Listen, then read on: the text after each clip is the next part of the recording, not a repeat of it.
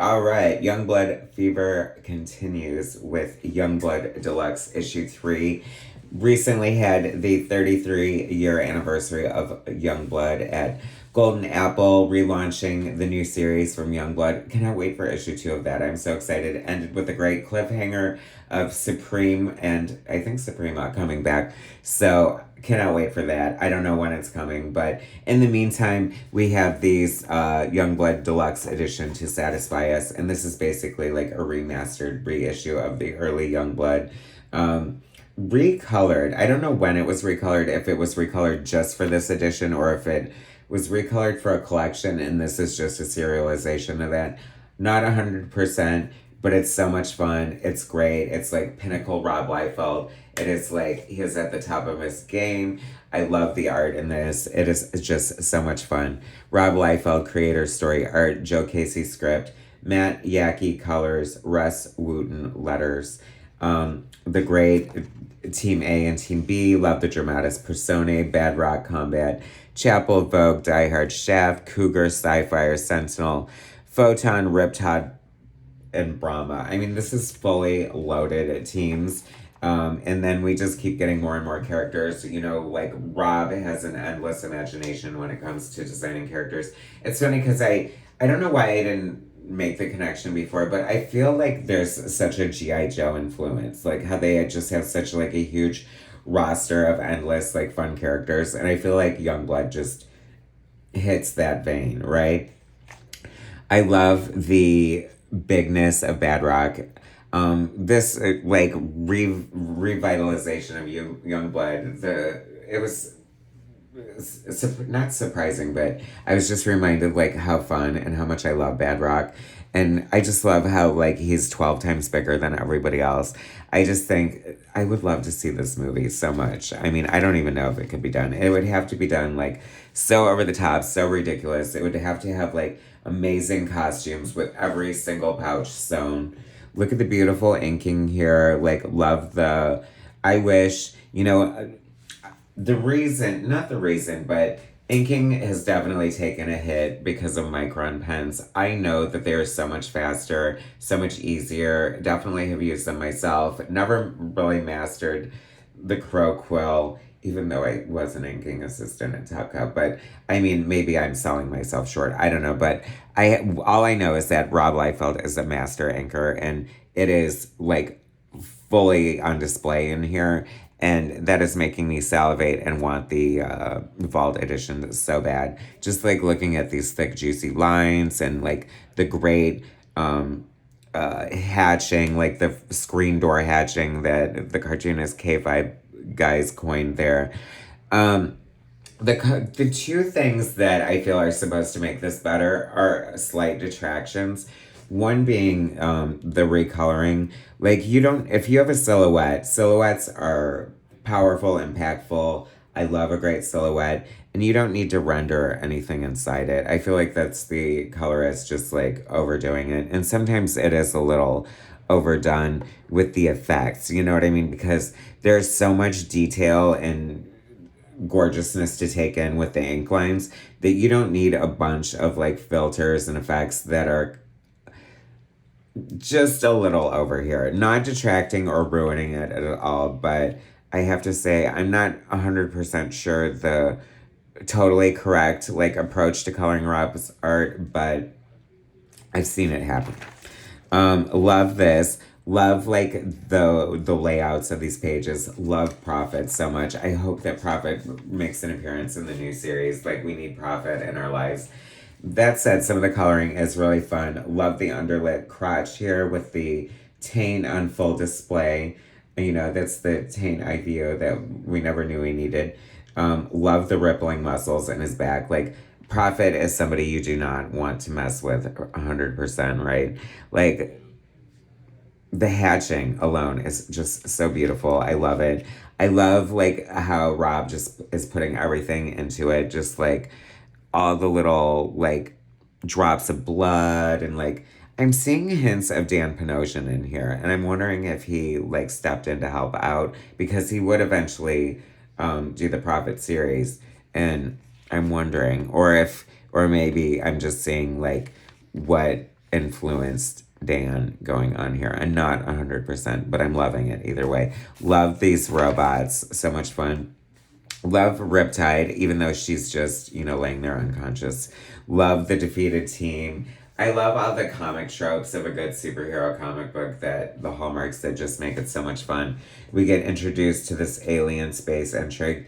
Now, this is reminding. The other thing is, like, I feel like Joe Casey was brought in as a scripter to sort of, I don't know, make it more, cohesive story, more clarity, and, he just has a good pedigree as a writer. And I do like his writing, but I think sometimes it's overwritten. Like, I don't think it needs to be here.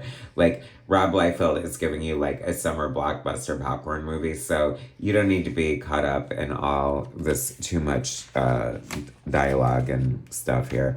Love this character, like a female version of Sci-Fire. She obviously comes from the same race. She looks so cool. The inking on her is so stellar. I really love, like, the way, like, I'm always drawn to the way an artist draws metallic shine. And the Image artists, founders, have it lock, stock, and barrel 100%. So, love Shaft. He is so funny. It's just this silly thing that occurred to me. Everyone's all up in arms, shook about the new Marvel series. What's it called? More to come. Something. The world to come. More to come. Hilarious. That, they introduced a new white Black Panther, which just sounds wrong even saying it. But hey, everybody. Rob Liefeld introduced a white Shaft years ago, and people didn't really make that much of a fuss. Although they do make, like, a dick joke, and I think it's, like, hilarious. And he's like, hey, the man's name is Shaft, and I think that says it all. And I did kind of love that. I mean, I love everyone's, like, wisecracking. It definitely feels like, that kind of movie. Love the little Easter eggs here. So this is clearly, she calls him Clark. So we get Lois and Clark. But it's Lois, but it's sort of like the Lois Lane or the reporter that Todd McFarlane does in Spawn. And I love just knowing, like, what she's supposed to look like, so ingrained in my brain in McFarlane style, and seeing Liefeld's version of it in his total style is, like, a treat. I love that so much. And then we have Bloodstrike. She was sort of, like, teased at the beginning, and here she is, boom. A great double-page spread, giving, like, huge, big, bombastic Kirby energy. Love the sound effect across the page. Love all the glass flying here. More beautiful lines in the inking here. Love that, like, horizontal thing that the Image founders, like, really popularized and helped define the 90s style. Love the fight choreography here. Just him doing a flip and shooting the arrows, and him the character roasting him for the arrows, even though that's pretty much his gig, you know what I mean? See, even though, like, I don't know, I do appreciate the coloring. Like, it does look good. Love this. That's such a hallmark of, like, 90s comics. They're Image comics for sure. Love the, like, scratchy panel border there. This page is just so much fun. Whoever owns the original art to that page, congratulations, because that is a page to own for sure. This page is so cool. Shaft just sitting there, defiant, badass. This was giving me, like, Jim Lee vibes for some reason. I don't know, something in the face. And I don't know. I love it too, like, like trying to shoot Badrock with arrows. Like, obviously that's not going to work. It's just, like I said, it's just like a page turning fun. This was so crazy, like the coloring here, like super rendered, but I kind of love it at the same time. It's giving me, like, Kiss Insane Clown Posse vibes, or no, Kiss Psycho Circus vibes. If you know, you know. Right? Am I wrong? Anyway, I love it. Like, it's just so fun. I love all the little, like, extra hairs that Rob always draws, like, around the crown.